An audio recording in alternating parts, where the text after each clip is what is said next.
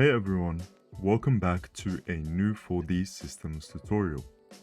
In this video, we are going to be taking a look at how to control a servo motor using nothing but the available widgets in Workshop 4. Let's get started.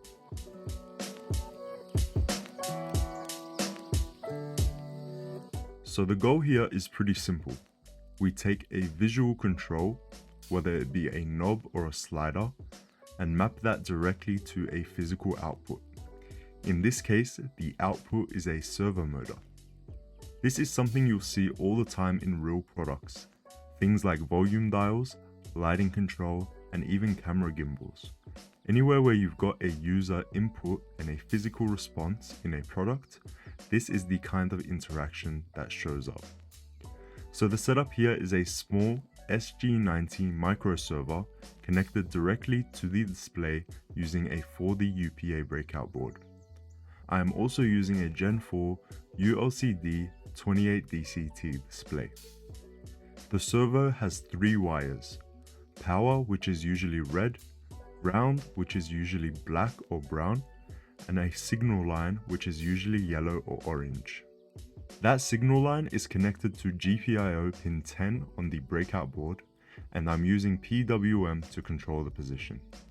On the display side, I've built 2 different interfaces. The first one is a rotary knob, and the second one is a slider. Both of them output a value from 0 to 100, and we map that range to the servo. Let's head into Workshop 4 and start off with the knob version of this project.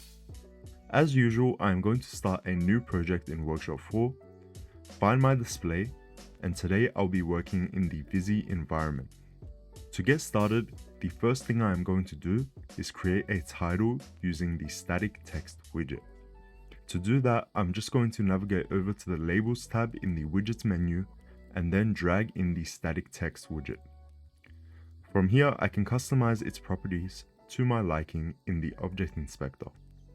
Next, the knob and the rocker switch can both be found in the Inputs tab. So I'll navigate there and I'll drag in both the knob and rocker widgets. You can also customize the height, width, color, and position of these widgets. Now that I have them where I would like to be, the setup for the graphic elements is pretty much already done, and all we have to do is complete our wiring and code. So as mentioned, I have the signal for the servo going into GPIO 10, and then the ground and the power of the motor are simply going to be in the ground and power of the board.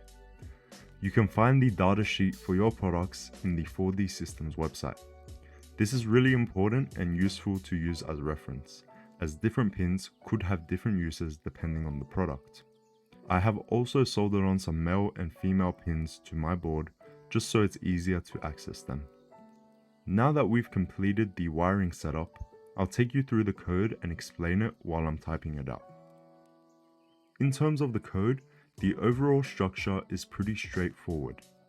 At the start of main, we're just setting everything up. We mount the files, load in the graphics, set the screen orientation, and initialize the servo. That happens with PWM initiation, where the servo value starts at 100, which is basically our default position. After that, we enable touch and display all the UI elements. The knob, the rocker switch, and any text are all being shown using image show, and we enable touch on them by clearing the I touch disable attribute. So at this point, everything is visible and ready to interact with. From here, everything runs inside the main loop. The program is constantly checking the touch state using touch get, and then checking which object is being touched using image touched. That's how we know whether the user is interacting with the knob or the switch. The rocker switch is basically just acting as an on or off toggle.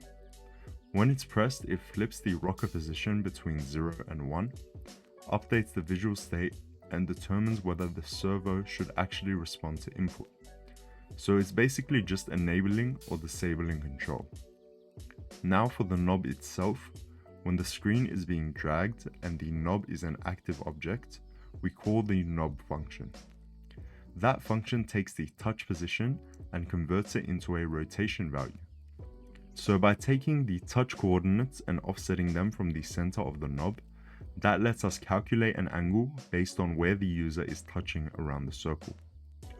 We then take that value and map it to the servo using servo value knob plus 100.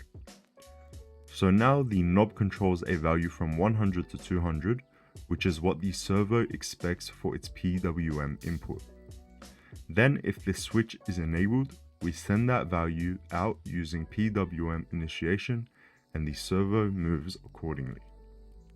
So the whole flow is basically the touch input gets converted into an angle, that angle becomes a value, and that value directly controls the servo as long as the rocker switch is in the on position. And there you go, the knob version of this project is now working. Let's quickly go over the slider version as well. It's pretty much the same idea, just simplified a little bit. So instead of calculating angles like we did with the knob, we're now mapping the touch position directly along a straight line. So the main change in the code is this line, where we are replacing the knob function with the position of the slider. That function takes the touch position and converts it straight into a value from 0 to 100 based on where you are along the slider. From there, everything else stays the same. The slider is updated visually using image set word, and then that value is mapped to the servo. So instead of converting circular motion into a value, it's just converting linear movement, which makes it a lot more direct. In terms of usability, this ends up being a lot easier to control on a smaller screen. You get more precision and you're not dealing with angles or dead zones like the knob. It's a much simpler interaction, but it still gives you the same end result. It's really a matter of preference. And there you go. That is the full process for how I got this servo motor control project to work using Workshop 4. Taking a simple touch input on the display and using it to control something physical in the real world. Whether it's a knob or a slider, the idea is the same. You're just mapping that interaction to a value and sending it out using the GPIO. This is one of those things that's really simple once set up, but opens a lot of possibilities.